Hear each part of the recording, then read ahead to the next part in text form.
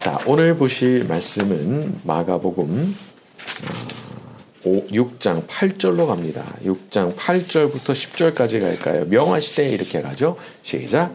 명화시대 여행을 위하여 지팡이 외에는 양식이나 배낭이나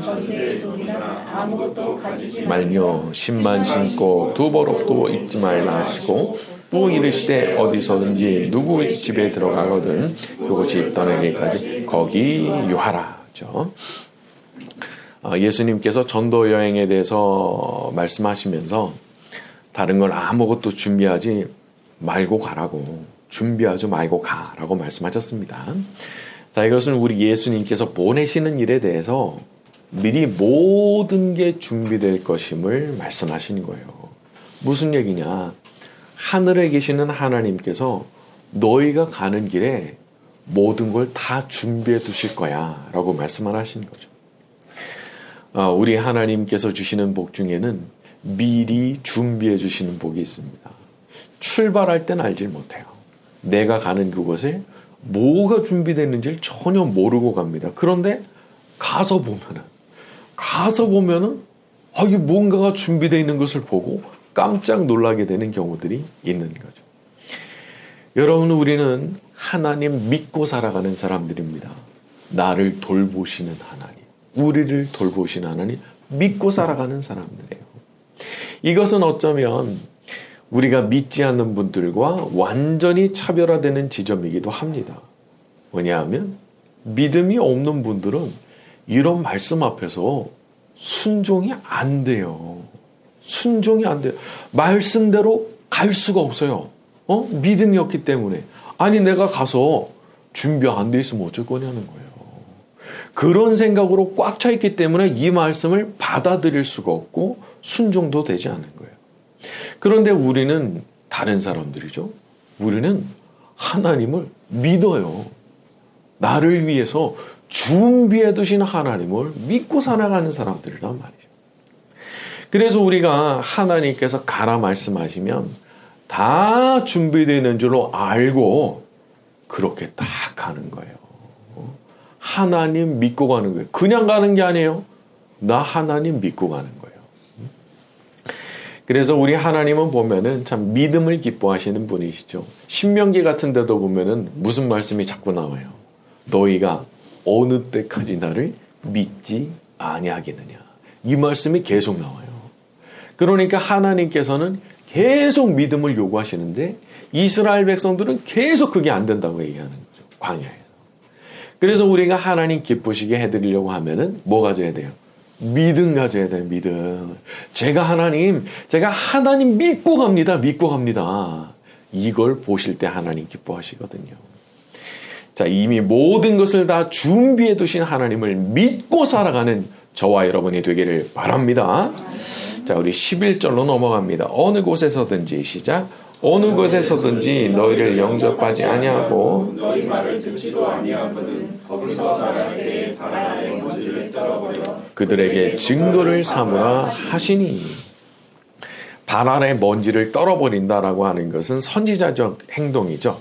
과거의 선지자들처럼 행동으로 메시지를 이제 보여주는 겁니다. 나는 이제 책임이 없다. 이제 그런 뜻이 되는 거예요.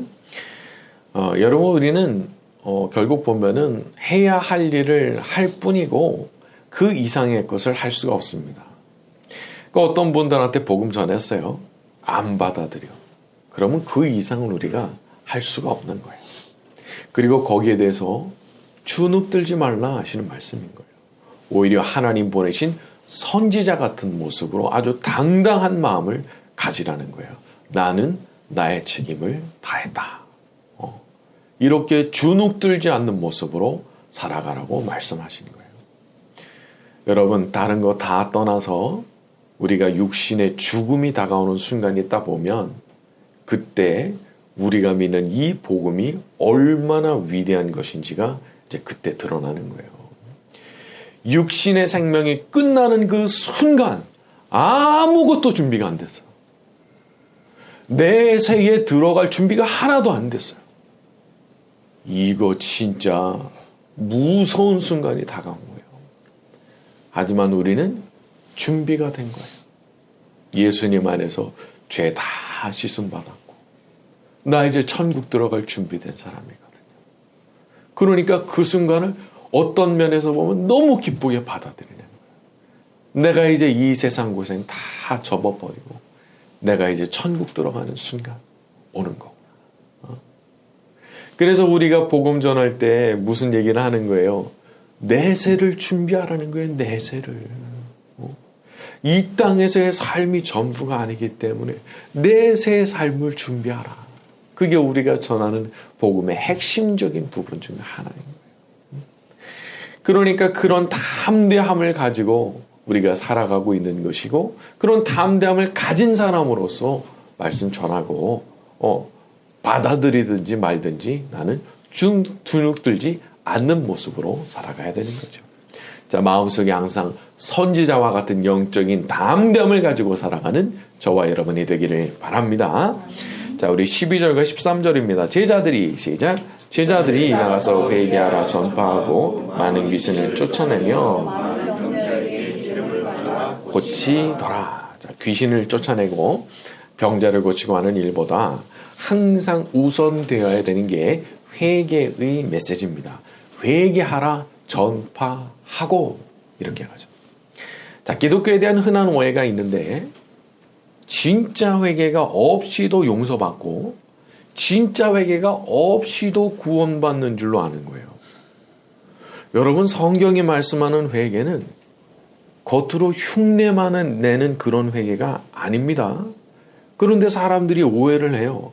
건성으로 회개하는 신용만 하면 다 용서받는 것이 기독교의 교리다. 이렇게 완전히 착각을 한단 말이에요. 여러분, 그거는 정말 틀린 생각이죠. 생각해 보세요. 사람 앞에서도 잘못했습니다 하고 용서를 구하는데 보니까 아니야. 이거 아주 입만 그렇게 움직이는 거지 용서를 구하는 태도가 아니야. 그러면 용서해 줍니까? 용서 안 해줍니다. 사람도 용서 안 해줘요. 그러면 인간을 지으신 하나님 앞에 불려가서 회개를 하는데 흉내만 낸다. 신용만 한다. 용서 받아요? 아이고, 진짜 꿈도 크지. 그런 건 용서 못 받아요. 그러니까 기독교의 교리가 얘기하는 회개는 자기의 중심을 돌이키는 회개지 그런 거 없이는 용서 못 받는 거예요. 그러니까 막 영화 미량 같은 데 나오는 그런 기괴한 종류의 회개로는 용서 못 받는 거예요. 그러니까 그런 영화 자체가 만들어진 거를 보면은 사람들이 굉장한 오해를 하고 있는 거예요. 이 기독교의 교리에 대해서. 자, 그리고 회개에 대해서 한 차원 더 깊이 들어가 보자 하면은요. 정말 사람을 구원에 이르게 하는 회개는 반드시 이게 들어있어야 돼요. 제가 이제부터 저 자신을 왕으로 삼아서 사는 짓 이제 안 하고 제가 주인 노릇 안 하겠다고. 저는 이제 하나님을 저의 주인으로 저의 왕으로 모시겠습니다. 이게 들어가 있어야 사실상 구원에 도달하는 회개가 이루어지는 거예요. 이 안에 이게 안고예요. 이게 없으면 안 돼요. 왜냐하면 회개의 가장 근본적인 부분이 뭐냐면 내가 내 인생의 주인 노릇했던 게 진짜 큰 잘못이라는 걸 인정하는 거거든요. 피조물인데 창조주가 계시는데 내가 내 멋대로 살았다는 그것이 정말 잘못이구나. 그걸 깨닫고 회개하는 게 핵심적인 부분이거든요. 그래서 이제는 왕자리에서 내려오겠습니다. 제가 꿈꾸는 거, 제가 바라던 거 다 내려놓겠습니다. 저는 하나님 주인으로 모시고 살고 하나님을 나의 왕으로 모시고 삽니다. 그게 진짜 회개거든요. 이건 어떻게 보면은 정말 인생의 터닝 포인트가 되는 회개입니다. 안 달라지겠어요? 달라질 수밖에 없는 거예요. 아니, 평생을 내가 하고 싶은 거를 위해서 살아왔고 내 자신이 내 인생의 주인으로 살아오다가 주인이 바뀌어버렸는데 안 달라져요? 달라질 수밖에 없는 거예요. 자, 우리 사도행전 3장 19절로 가서 보겠습니다. 사도행전 3장 19절, 신약성경 191쪽입니다. 신약성경 191쪽쯤에 있습니다. 사도행전 3장 19절로 가죠. 사도행전 3장 19절. 자, 그러므로 시작. 그러므로 너희가 회개하고 돌이켜 잠을 받으라. 이같이 하면 새롭게 되는 날이 주 앞으로 이를 것이요. 그렇죠? 새롭게 되는 날이라고 번역된 부분을 예전에 개역 한글판 같은 경우는 유쾌하게 되는 날 이렇게 번역을 했고, 지금 현대의 영어 번역들은 대체로 리프레시라는 단어를 써서 번역을 해요. 새롭게 되는 거 아주 날아갈 것 같은 그런 유쾌함을 동반하는 새롭게 됨이 어디로부터 오는 것이냐? 놀랍게도 회개로부터 옵니다. 회개로부터 그 새롭게 되는 것이 오는 거예요. 말씀드린 대로 참된 회개의 핵심은 자기를 내려놓는 거죠. 자기가 인생의 왕 노릇하고 주인 노릇하는 거, 이거 내려놓는 그건데, 이걸 잘못이라고 인정하는 건데, 그게 되는 그 순간부터 새롭게 되는 그것이 하늘에서 내려오는 거예요. 나를 정말 새롭게 만들고 유쾌하게 만드는 그것이 거기서부터 온다는 거예요. 여기에 비밀이 있죠. 회개는 우울하고 슬프고 고통스러운 거다. 천만의 말씀인 거예요. 오히려 회개로부터 나를 완전히 리프레시 되게 하는 그런 것이 찾아오게 되는 거니까. 그리고 사람이 이렇게 한 번 그런 터닝 포인트가 되는 회개가 있었다고 해서 완성된 건 아니죠. 그것으로 인해서 구원에 도달했지만 사람이 살다 보면은 또 어느 순간 아이고 내가 주인 노릇하고 있었구나. 내가 또 왕 노릇하고 있었구나. 깨달아지는 때가 있어요. 그러면 그때마다 우리는 발을 씻는 심정으로 다시 회개하는 거예요. 죄송합니다. 제가 또 주인 노릇하고 있었습니다. 하나님께서 저의 왕이 되어주시고 하나님께서 저를 통해 하시고 싶어 하시는 그 일 행하여 주시옵소서. 이렇게 나가야 되는 거죠. 자, 그렇게 회개할 때 우리를 다시 한번 유쾌하게 하고 리프레시 되게 하는 그런 은혜와 역사가 나타나게 될 줄로 믿습니다. 자, 우리 마가복음으로 돌아가세요. 14절부터 16절입니다. 이에 시작. 이에 예수의 이름이 드러난지라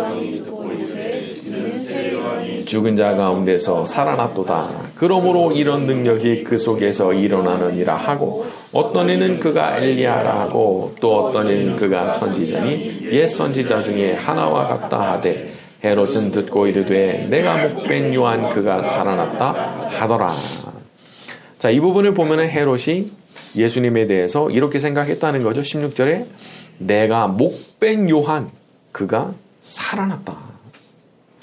이건 헤롯이 이 세례 요한을 얼마나 대단한 사람으로 보고 있었는지를 보여주는 겁니다.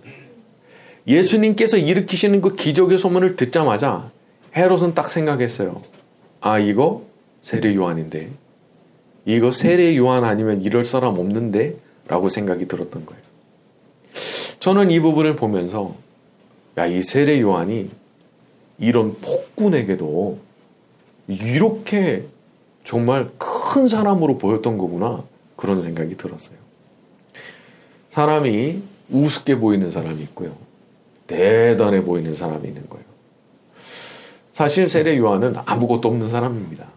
아주 어릴 때부터 광야로 들어갔고 광야에서 혼자 살았잖아요. 그리고 일찍부터 광야로 들어갔으니까 배운 것도 없어요. 직업 당연히 없죠. 그리고 출신도 별거 없어요. 예수님의 그 친척이잖아요. 못 사는 집안이고 아무것도 없어요. 그런데 그 사람이 하는 말을 들어보면은 뭔가 있는 거예요. 헤롯 같은 폭군이 볼 때도 이건 뭔가 다른 사람이라는 게 그냥 느껴졌던 거예요. 하나님께서 함께 하시는 사람, 하나님께서 귀히 여기는 사람에게는 영적인 아우라가 있습니다. 후광이 있어요. 영적인 후광이 비춰오는 게 있어요. 대체로 그게 기도할 때 아주 잘 보입니다. 말을 안 하면 잘 모를 수도 있어요. 그런데 그 사람이 기도를 시작하면 그냥 기도를 듣는 그 순간 그냥 알아버려요. 뭔가가 다르구나. 이 사람 뭔가 다르구나. 나와는 다른 차원에 있는 사람이구나. 그래서 이런 것들이 우리한테 어떤 모범이 되는 거예요. 믿지 않는 분들이 볼 때도 나하고는 뭔가 다른 사람인데 라는 느낌이 있어야 나도 호기심이 발동하고 나도 예수를 믿어볼까? 라는 생각 들게 되는 거예요. 그러니까 똑같으면 안 되는 거예요. 뭔가 달라. 영적인 아우라가 있어. 후광이 비추어오는 사람이야. 야, 이렇게 될 때 이제 뭔가 이제 달라지는 것이 생겨나는 거죠.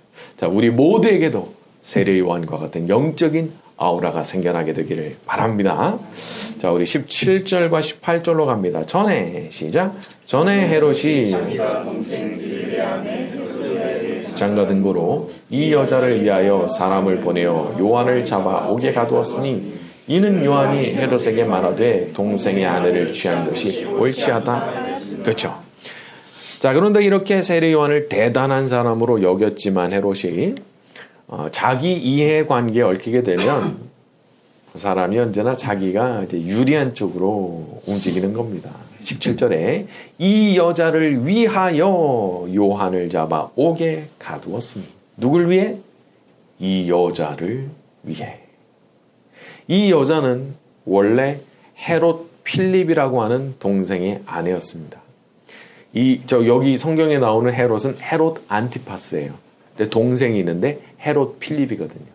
그 헤롯 필립의 그 아내였던 여자하고 바람이 난 거예요.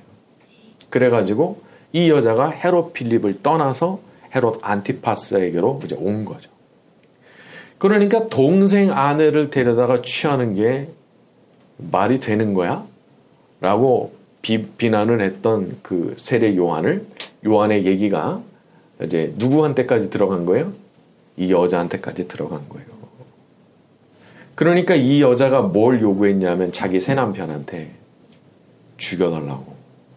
잡아서 죽여달라고 그걸 계속 요구했던 거예요.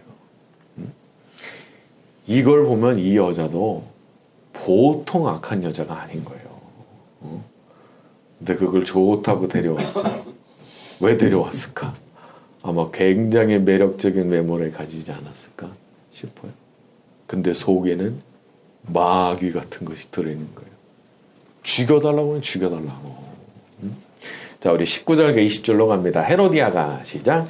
헤로디아가 요한을 원수로 여겨 죽이고자 하였을 때 하지 못한 것은 헤롯이 요한을 그렇고 거룩한 사람으로 알고 두려워하여 보호하며 또 그의 말을 들을 때 크게 번민하면서도 이렇게 들으니. 그렇죠. 헤롯이 이렇게 헤로디아에게 계속 압박을 받으면서 마지 못해서 이거 세례 요한을 옥에 넣긴 했지만은 차마 죽일 수 없었던 이유는 자기가 볼 때 자기는 안 그렇지만 이 사람은 진짜 거룩하고 의로운 사람이라는 게 인정이 됐단 말이에요. 자기가 볼 때 세례 요한은 함부로 죽이면 안 되는 사람이에요. 그리고 그 말하는 거 들을 때 진짜 범민이 되긴 되지만 들으면 또 다 맞는 말이야. 그런 생각이 들었기 때문에 어떻게 하질 못했던 거예요. 자, 지금도 이렇게 경계선상에 계시는 분들이 있습니다. 말씀을 들으면은 마음이 찔리고 괴로워요. 다 맞는 말씀이라는 생각도 들어요. 그런데 그렇게 살 자신이 없어. 그래서 넘어오질 못하는 거예요. 사실 이게 넘어와야지 구원이 되는 거거든요. 우리가 이런 분들에게 한 가지를 말씀드려야 돼요. 우리가 스스로의 힘으로 똑바로 사는 게 아니다. 그거 불가능한 거다, 사실. 인간이 스스로 똑바로 사는 게 불가능한 거기 때문에 예수님께서 대신 십자가에 못 박혀 죽으신 거다. 그러니까 내가 이 성경에 있는 말씀 다 지킬 수 있는 그때까지 기다리겠다 하면은 이거는 안 되는 거다. 그런 날 오질 않는다. 그러면 우리가 뭘 요구받는 거냐? 자기의 부족함을 인정하는 거. 제가 그렇게 살아갈 능력이 없는 인간입니다. 그걸 인정하고 하나님 보내신 메시아 예수님을 온 마음으로 붙들겠습니다. 못하니까, 안 되니까 예수님을 온 마음으로 붙들겠습니다. 이것으로 구원받는 거다. 그걸 얘기해 줘야 되는 거예요. 우리는 똑바로 살아서 구원받는 게 아니에요. 오히려 똑바로 살 수 없다는 걸 인정하고 대신 메시아를 붙들겠다고 그 결심을 했기 때문에 구원받는 거예요. 여러분, 우리는 다 부족한 사람들입니다. 우리가 주일마다 참회의 기도 드리잖아요. 근데 이게 마음에 걸리지 않는 내용이 매주 있는 거예요. 내가 했던 생각, 내가 했던 말, 내가 했던 행동 중에 흠이 하나도 안 되는 그런 주간은 없는 거예요. 사람은 다 죄 많아요. 여러분, 제가 이렇게 말씀 전하는 이 자리에 있지만 저도 허물이 너무 많은 사람이에요. 그러니까 누군가 자기는 100% 깨끗하게 살면서 남들한테 너도 똑바로 살아라라고 말하는 사람이 있다면 저는 뭔가를 깨닫지 못한 분이라고 생각해요.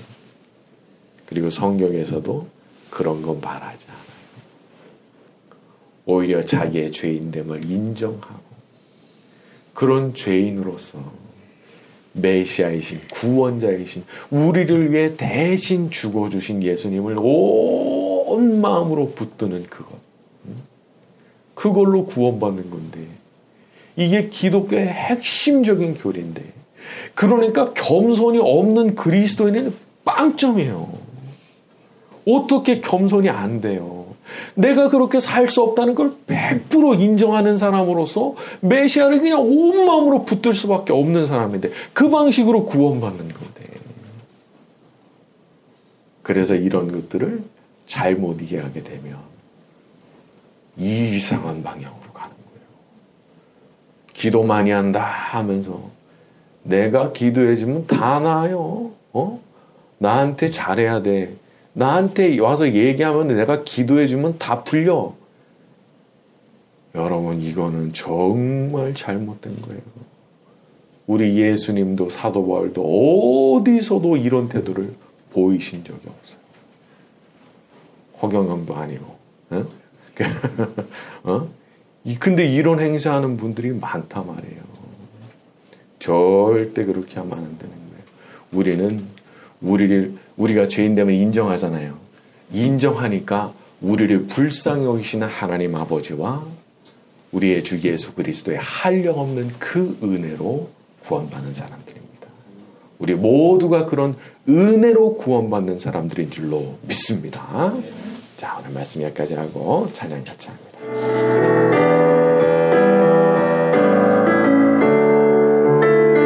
예수를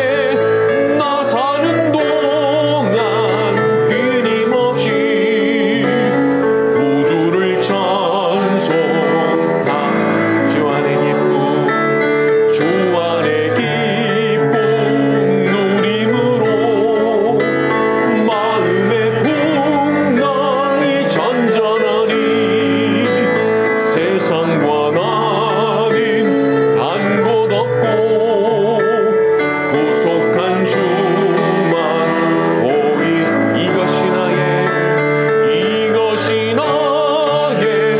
간증이요 이것이 나의 찬송일세 나 사는 동안 끊임없이 구주를 찬송 이것이 나의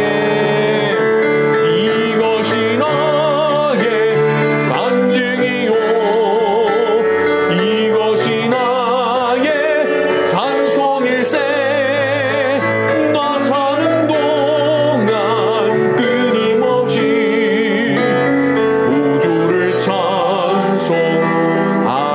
찬송하리로다.